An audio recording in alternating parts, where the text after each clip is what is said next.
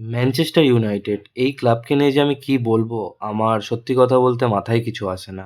আগের দিন এফএ কাপে আমরা ব্রাইটনের কাছে 2-1 গোলে হেরে গিয়ে আমরা এফএ কাপ থেকে নক আউট হয়ে যাই। তার আগে আমরা ক্যারাবাও কাপেও নক আউট হয়ে যাই। এই বছর আমাদের কাছে চ্যাম্পিয়ন্স লিগের কোনো ম্যাচ নেই। দ্যাটস মিন আমরা এই বছর ইউরোপিয়ান ফুটবল খেলতে পারবো না।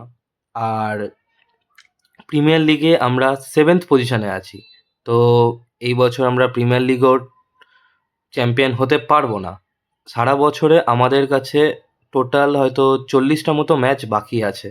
তো এই ম্যাচই আমরা খেলবো। সারা সপ্তাহে 7খানা দিন আমরা পাই। 7টা দিনের ভেতরে আমরা একটা ম্যাচ জিততে পারছি না।